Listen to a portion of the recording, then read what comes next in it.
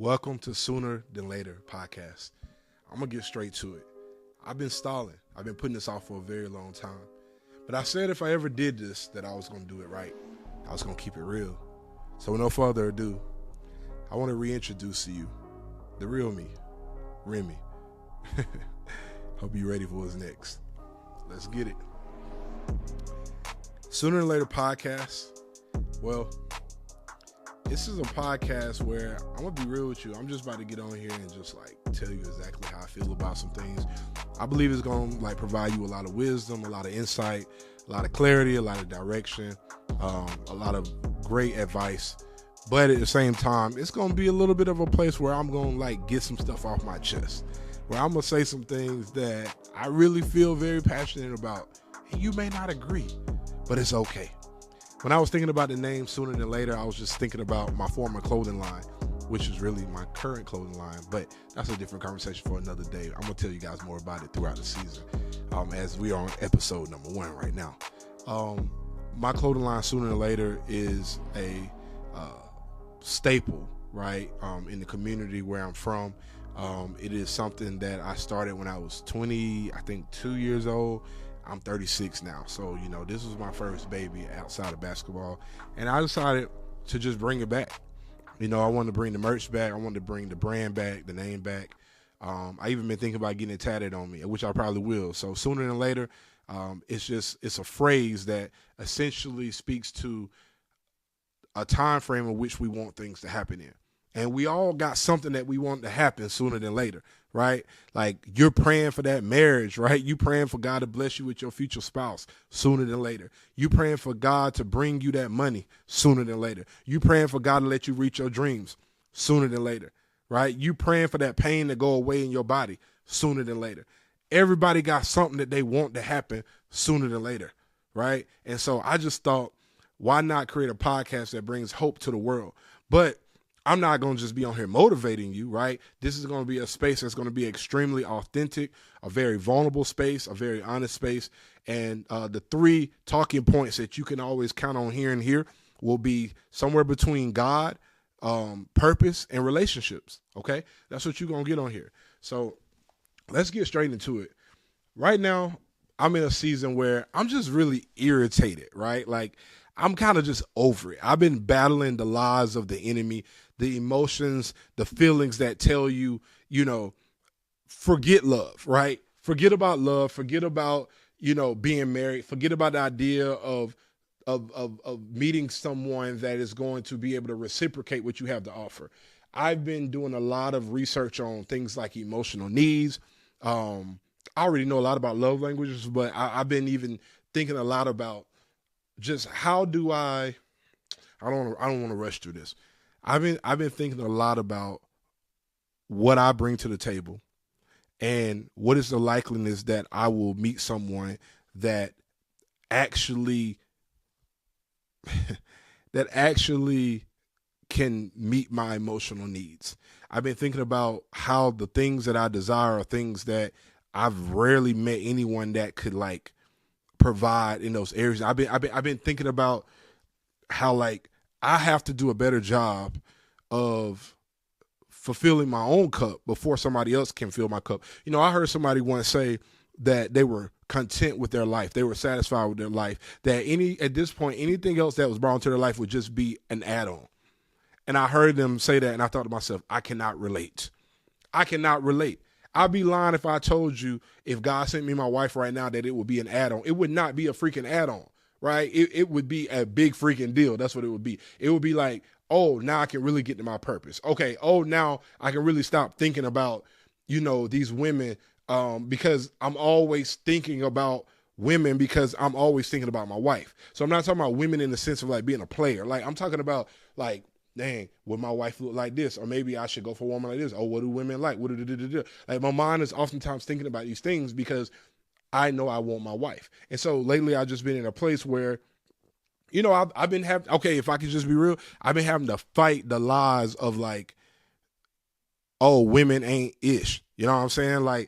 When not all women, right? But just whoever I'm attracted to.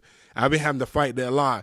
I've been having to forgive people who have, just I won't say did me dirty, but they they took me for granted. Does that make sense? And you know, it's not no victim mentality type stuff, right? This is just me being honest with you, telling you like, man, it's hard out here, right?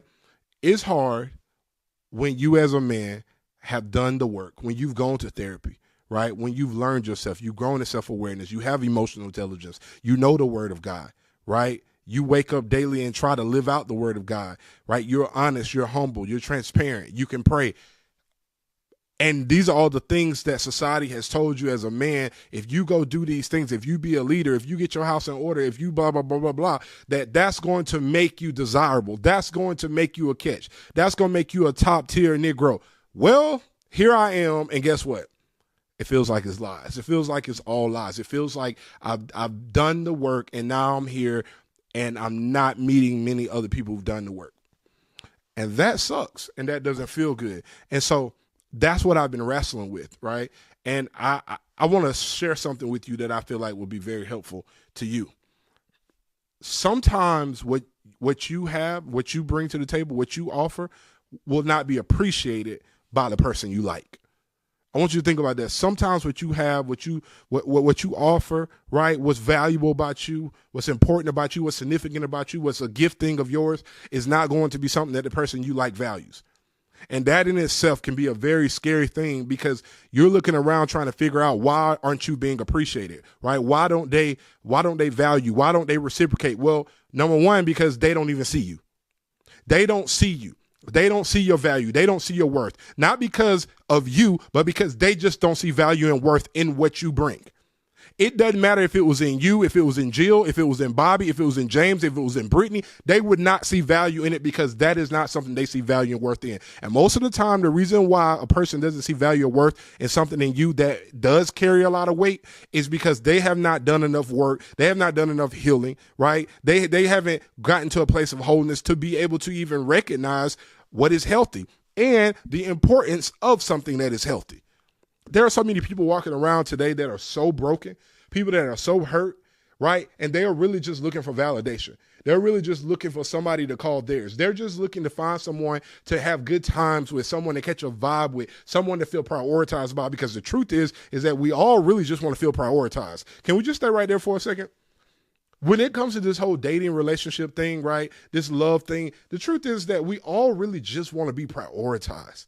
Everybody wants to be prioritized by somebody. So we all want to be thought about by someone daily.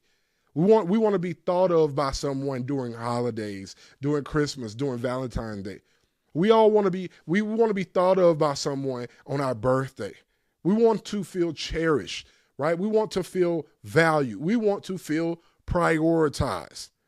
And because we want to feel prioritized, sometimes it's easy to just get in a relationship with someone or get in a situationship with someone just because we miss that feeling of being desired, that feeling of being catered to, or if you're a man, that feeling of having someone to lead, someone to show love to, someone to pursue, someone to call yours, because as a man, we love to say, that's mine, that's my girl. Don't get it twisted, that's my girl, that's my shawty, you know what I'm saying, that's my shorty, that's my little mama. Big mama, you know what I'm saying? Like we like that. But in the grand scheme of things, as much as we all love to be prioritized, what happens when you want to be prioritized by someone that does not prioritize you because they don't prioritize or see value in what you bring to the table? And this right here is a constant collision that I am seeing in society, in my own life, in my friends' life, in the lives of people that are coming to me online for advice, for coaching, because I am telling you, the world is in such a broken place, and we need to pick up our pieces and get it together and become more healed. That way we can have more connections. If more people will become more healed, more people will find more connections. And look, I'm going to tell you this. As much as I love God, as much as I love Jesus, as much as I love the church, just because a person knows God, just because a person has a relationship with Christ, that does not mean that they have picking up their broken pieces to be prepared for something romantic. Trust me. I have been the person that had a personal relationship with Christ and did not know how to operate in a relationship. I remember vividly my first Christian relationship. My girl came to me, or excuse me, I want to say my girl because she's married now, but my ex came to me and she told me, right? This individual, she came to me, she told me straight up, she said, hey, I think we should get some mentors. We should get some accountability for our relationship. You know what Remy said? Nope. Hell to the no, to the no. Nope. I'm good on all that. I don't need no accountability. Not me. I'm good. I don't need nobody in my business. Nope, I'm good. You know why? Because the way I grew up, the way I watched my dad move, the way I watched things go down in my household growing up, you know what I'm saying, as a kid, I just felt like, nah, I ain't never seen nobody have no accountability. And because I never seen it, why in the world would I want that? Why in the world would I want that? I have not seen the value in that. Can I just pause and just say for a second to somebody, there is so much power in coaching and mentorship and accountability. There is so much power when you have covering, when you have somebody like praying over your relationship, over your marriage. If you're married, if you have a couple, right, counseling you, helping you guys understand each other better, realizing that it's not you against each other, but the two of you against the problem. Okay, I'm preaching now. All I'm trying to say, fam, is that prioritizing each other is something that you need between two people. But you cannot feel prioritized by someone that does not even see value in what you bring to the table. So now you have to start to ask yourself this. And let me not just say bring to the table, because the lady's going to tap out and be like, I don't believe that a woman should have to bring anything to the table. And that's another conversation for another day, because personally, I think that's stupid, right? We all need to bring something to the table. If you hate the verbiage of it, that's fine. But we all need to bring something to the table. Goodness gracious. Like, if only the man brings something to the table, then that's not a relationship. That means, watch this. If a woman doesn't supposed to bring anything to the table, then what is the point of a man being with the woman? Being with a specific woman? He could be with anybody. If you don't have to bring anything, he could be with anyone. And we could say it differently. We don't gotta say bring to the table. We could say, well, what are the characteristics that you offer? What are the positive traits that you carry? We can be more gentle with it. We can bring it down some if that makes you feel a little bit better, sis. Because at the end of the day, I'm trying to help you. All right. Listen, I'm not pro man. I'm not pro woman in the sense of this gender war thing. No, I'm pro us. I'm pro we. I'm pro unity. I'm pro marriage. I'm pro union. I'm pro God. Right. Like, I want whatever is going to, I'm pro love. I want whatever is going to cultivate love. You feel me? And like, I feel like a lot of times we be hurting ourselves. So, all right. So you have these characteristics and these traits that you feel like, are important and valuable, okay?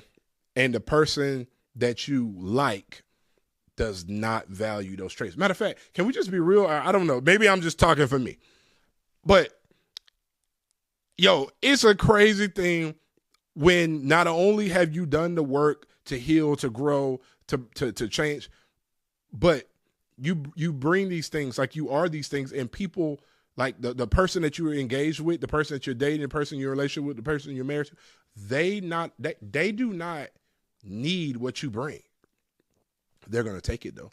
I'm going to say that again. Even if they don't need what you bring, they're going to take it. And that's going to be the most painful thing, right? Because they're going to enjoy the experience of what you bring, even though it's not what they asked for. And then you're going to be disappointed when they don't reciprocate it. You're going to be disappointed when the effort is not mutual. You're going to be disappointed because you're thinking to yourself, because I bring this, then they will bring this. Because I do this, they will do that. Or you're going to be thinking, well, at least bare minimum, they're going to appreciate this. They're going to show gratitude for this. Watch this. Because I show up in this way for her, because I write her poems, because I take her out to dinner, because I pay for everything, because I do, well, that's going to make her trust my leadership more. That's going to make her be less resistant. That's going to make her be less defensive. That's going to make her, you know what I'm saying, but believe that I'm an individual, I'm a man that can take us far places. Nope. She's going to take everything that she can take because you offered it. Not because she's a gold digger, not because she's a bad person, simply because you offered it. You offered it. And she never told you that you offering it meant, if she took it, meant she was going to do X, Y, and Z. She never said, because I'm taking this from you, I'm going to give you X, Y, and Z. No, you just offered it. And so now when you offered it, you got to ask yourself, watch this. Did I offer this to the right person? Did I give these parts of me to the right person? This isn't about man versus woman. No, this could go both ways. Ladies, maybe you're the one that has offered X, Y, and Z to a man, and you thought in return you would at least get this. You thought in return he would at least be faithful. In return, he would at least make me the only one. Nope. No. You chose to give him X, Y, and Z, and that was your choice. So watch this. How do we get over this? One of my biggest issues in relationships that I see and that I've experienced is that a lot of times people don't do a good job of stewarding what they have in you. They pump you up, talk about how important you are, how valuable you are, how amazing you are, but then they don't even do a good job of stewarding what you have inside of you, what you offer. Watch this, though. Maybe we should be doing a better job stewarding over what we have to offer. Maybe instead of us expecting other people to do a better job of stewarding what we have to offer, maybe we need to do a better job of stewarding what we have to offer. Something to think about.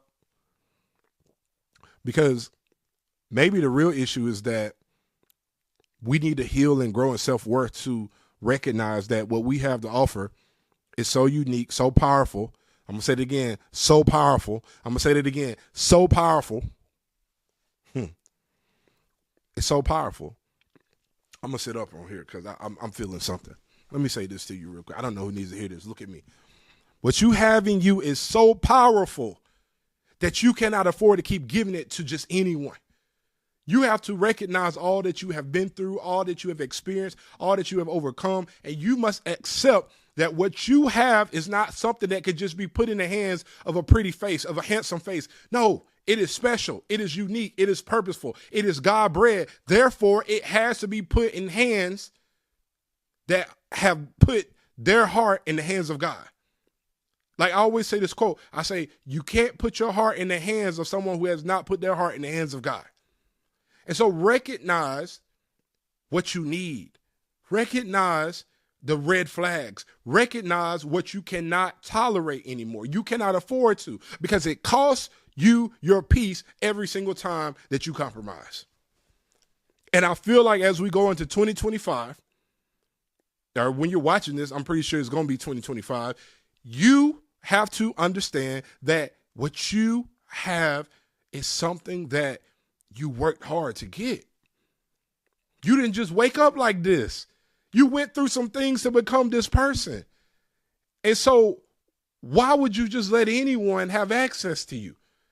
Just anyone doesn't deserve access to you. I think one of the greatest mistakes that we make sometimes is just giving people access to us because we like them. And I'm guilty of this.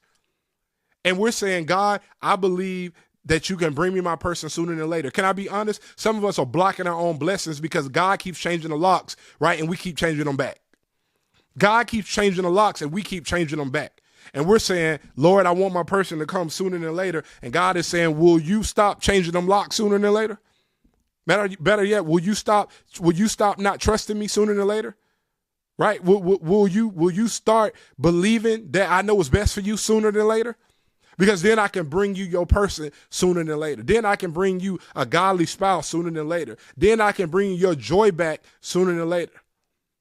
But we got to get to a point to where we stop going in opposition of God, where we stop doing things in our preferred way.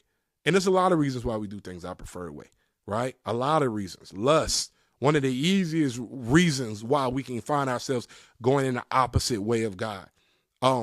Selfishness. One of the easiest reasons we can find ourselves going in the opposite direction of God. Anxiousness, impatience, right? Like, it's so easy. And so my encouragement to you and to myself, to us, is that we recognize what we have. Recognize real. If you're a real one, recognize what's real in you. Recognize what's authentic in you. Recognize what's rare in you. Recognize it. See it. Prioritize it. Protect it. Don't just act like it's something that is just you can find anywhere. They can't get another one of you on a shelf. Yeah, they can go get another person. Yeah, they can find another person to say I love you too. They can find another person to prioritize, if that's what you want to call what they were doing. They can find another person to entertain. They can find another person to go out to eat with. But they can't find another one of you. They can't find somebody else that make them feel the way you make them feel. They can't find nobody that's gonna prioritize them the way you prioritize them. They can't find no one that's going to love them in their love languages the way you love them in their love language. And the truth is that we live in a society where plenty of people are okay with settling because they will prefer to do no work and be lazy than show up and actually have to do something and have the love that God meant for them to have. Everyone doesn't want the love that God meant for them to have because they're more focused on just having something sooner than later. See, sooner than later can be positive, but it can also be negative because sometimes trying to get to the things sooner than later makes us skip past God. It makes us skip past the process. It makes us skip past the sanctification that's needed in our heart, needed in our lives to become who God has called us to be. If you don't know what that word means, go Google it, sanctification. It's a process. It's a godly process. And it's one we all need. It's one that we're always all going through whenever we've submitted ourselves to Christ. But let me just tell you this. This thing ain't no game out here, man. Do you not know being with the wrong person has the power to kill you? Being with the wrong person has the power to take your life. You could die from a heart attack. You could die from a brain aneurysm. You could die from stress. You know what I'm saying? Like, being with the wrong person, like, is not a joke. You don't want a passenger. You want a co-pilot. And trust me, I done been with plenty of passengers in my day. No shade intended to nobody. I ain't calling no names. But I'm just saying, you want to be with the right person. And you want to be with somebody that sees who you are. And I mean, honestly, that's kind of where I want to land this, is that, you know, it's important to be with someone that sees you. And sometimes wanting what you want to come sooner than later will make you ignore what is important to you. Do you know what's important to you? Do you know what you need? Do you know your emotional needs, right? Do you understand what your boundaries need to be? I feel like in this season, it might be wise for you to get to a place to where you say, you know what? I'm not going to keep tolerating these things just because I have the capacity, right? Because a lot of us that have gone through so many traumatic experiences, it's so easy to be with someone that lacks things that we need because we know how to tolerate it. And I had to see that in my own self. I'm still even growing more in that to this day. For real. Till this day. I can't remember what movie that's from, but I'm still learning that. I feel like something on my lip. I don't know why. I'm tripping. So what was I saying? Oh, we have to recognize that we don't have to settle. You know what I mean? We don't have to settle for less, because here's the harsh reality. Oftentimes the person that we settle for ends up being the one that hurts us the most. Can I talk about that for a second? Whenever you settle for somebody, right? Settle, right? Meaning this is not what you pray for. This is not what you prefer. This is not within your preferences. This is not what you deeply desire, but there are some attributes that you enjoy. There are a lot of things that you like, but they're very attractive. They end up being the person that hurts you the most. They end up being the one that hurts you in a way like nobody else hurt you. Part of the reason why is because you know that you let your guard down for them. You know that you pretty much put yourself on sale to give them access to you. Because usually you would not let someone that lacks the pieces that they lack have access to you in this way. But you did it because you had faith in them. You did it because you saw the potential in them. You did it because you saw the potential in them. You did it because you felt lonely. You did it because you was horny. You did it because you thought that maybe it was finally your time and you got tired of waiting. And now next thing you know, God is having to use that as another character development moment. Not because he wanted to, but because you didn't want to be patient. I am guilty. When I say you, I'm talking to me. I'm talking to we. I'm talking to us. We're all guilty of this.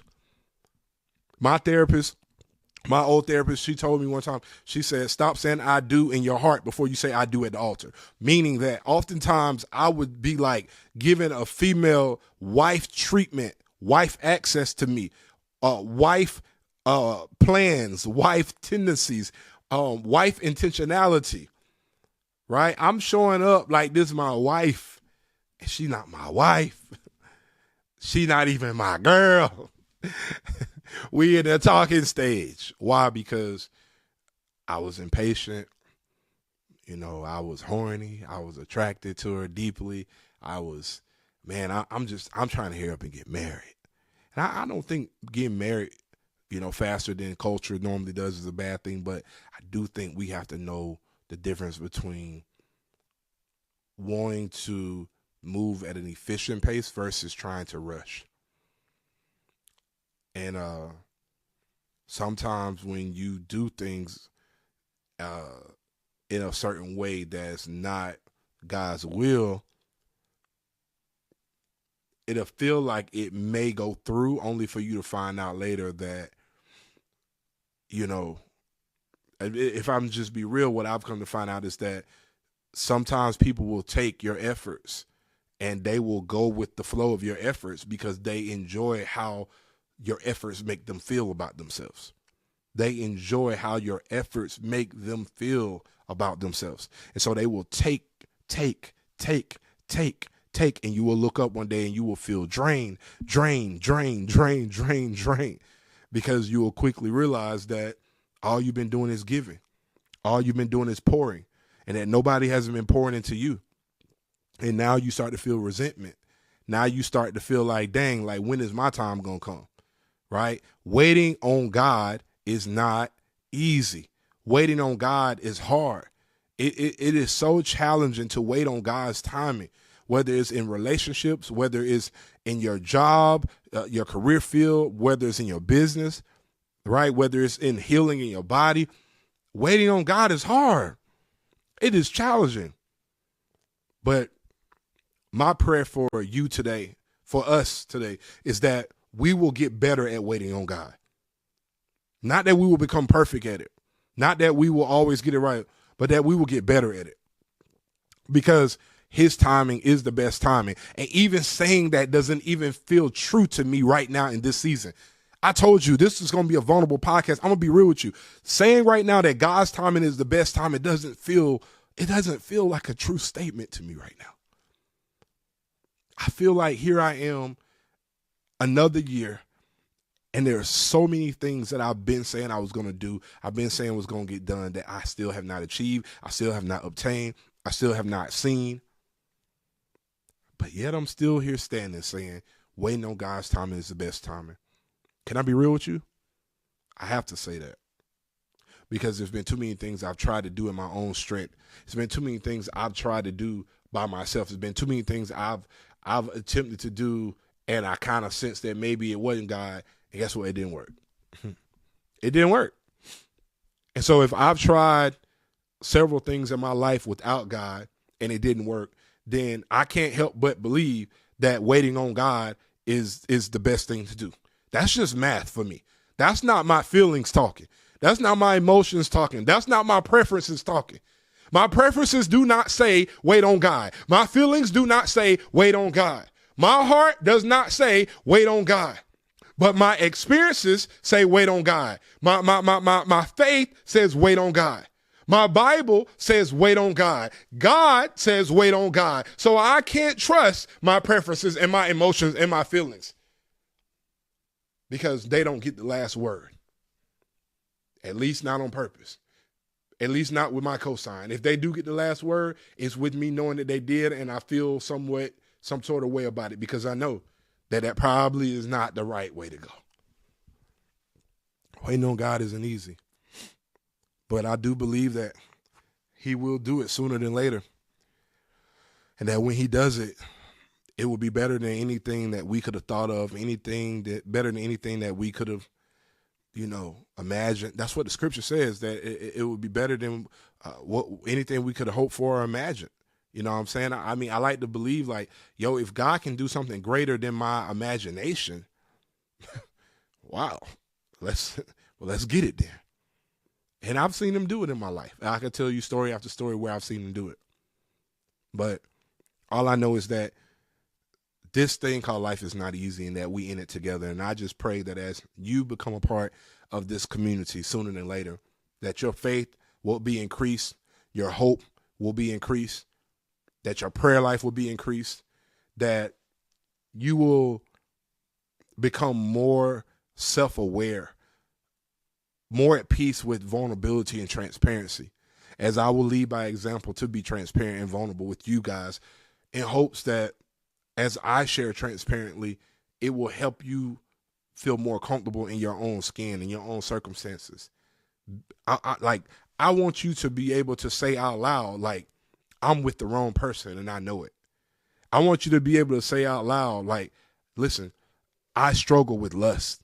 I want you to be able to say out loud, like, I don't view myself as worthy, and that's why I keep choosing the wrong people. I want you to be able to have a real look in the mirror and not feel bad about it, but actually just feel safe saying it and okay with sitting with it for a second. Because can I be real? This podcast is not me doing something that is comfortable. I didn't make the Sooner Than Later podcast. I'm not shooting this first episode because I am comfortable doing it. I'm doing it because God told me to do this 4 years ago. And I've been acting like it wasn't God the whole time. And then I got the equipment 2 years ago and still didn't shoot it. And so I said, well, dang, I got to do what God told me to do. I'm doing this podcast because I recognize that God has given me a gift. He's given me a voice. He's given me wisdom. He's given me experiences. And I need to speak on it because somebody out there needs to hear it. And so we have to understand that it's not about what is comfortable. It's not about what is convenient all the time. It's not about what always makes sense to us. It's not about what feels good. Feelings are real. Feelings are valid. But we got to be careful with what we allow to happen next as a result of our feelings. Do I stop moving my feet because of these feelings? Do I stop obeying God's word because of these feelings? Do I trust my flesh because of these feelings? Oh, I'm speaking now. I'm in somebody's business. Do I leave this relationship, this marriage, because of my feelings? Do I stop talking to God because of my feelings?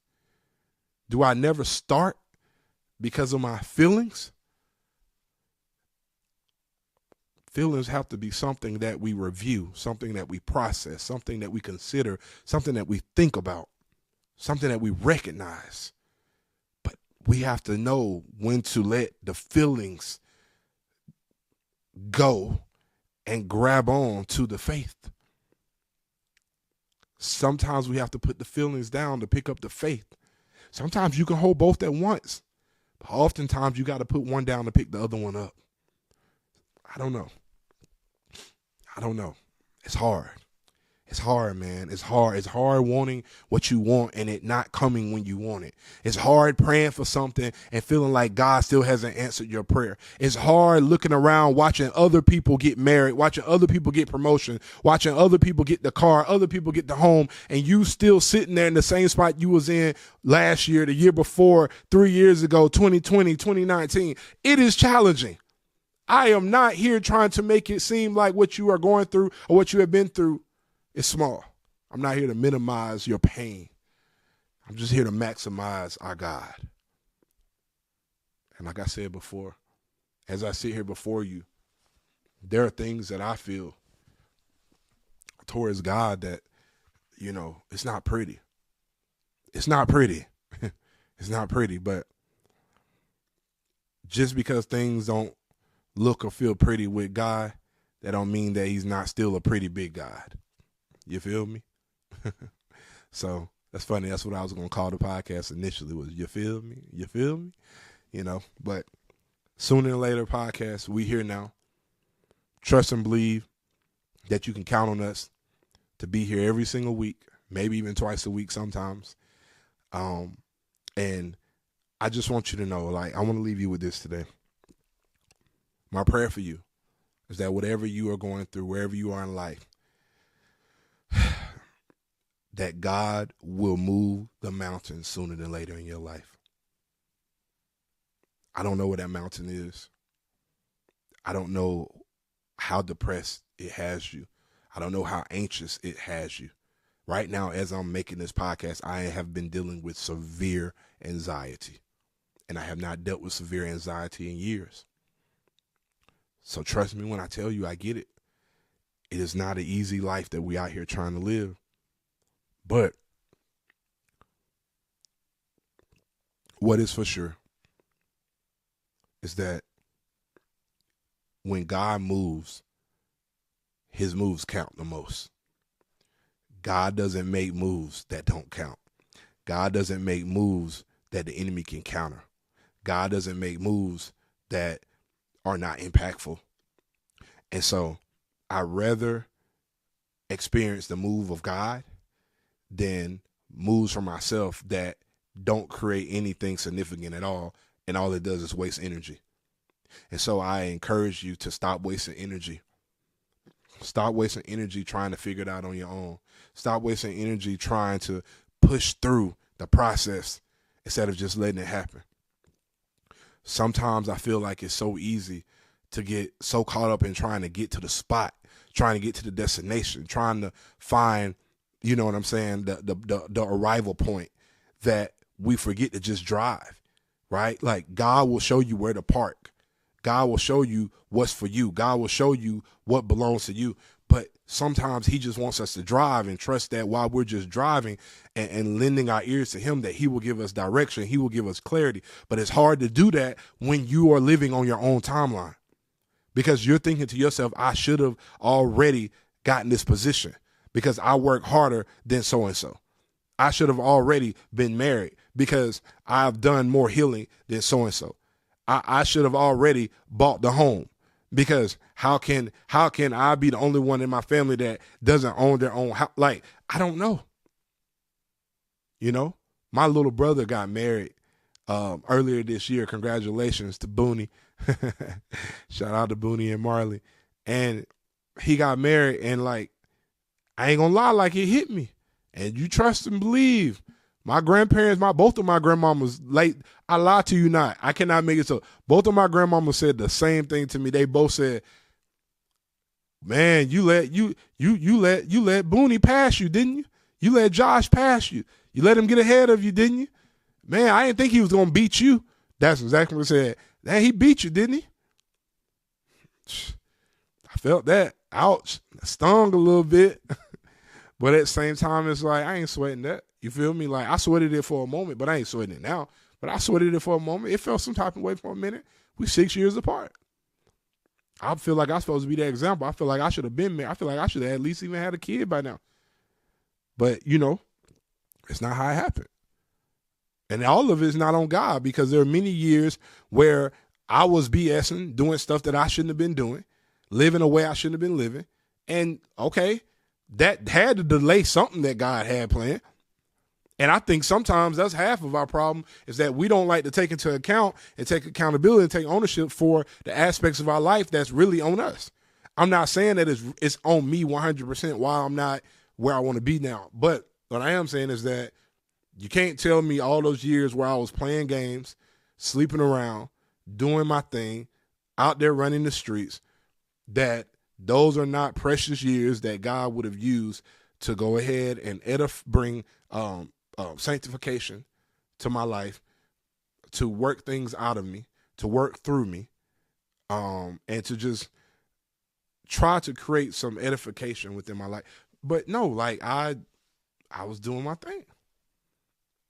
So if you're out there just doing your thing, maybe this is a good time to stop and consider doing God's thing. Maybe this is a good time to have a talk with God and ask him to direct you to where you need to be, from location to how you spend your time, to the community environment, to all the way down to what you pay attention to and listen to. Living a godly life is not an easy task, but it's better to be living a life where you're trying to be godly than living one where you've excluded God, or you're not considering God's thoughts, intentions, ways at all. I want what God has for you to come sooner than later. I want you to live in your purpose. I want you to have the love of your life. I want you to know God in a way where you feel loved by him, where you feel guided by him, where you feel connected to him. But that's not a place that you're just going to stumble into. That's a place that you're going to have to make decisions to get to. And I just want you to know it can start right now with you just saying, God, I want you in my life. Jesus, I want a personal relationship with you. And I promise you, just through that alone, you'll be surprised to see what God will do next. I don't have it all together. There's so much more I still need to figure out. There's still areas in my life I'm still healing. There's still things about myself that I dislike. But I do believe that God is going to turn it all around sooner than later. Y'all be blessed. I'll see you next episode. Make sure you like and subscribe and share this with somebody. Peace.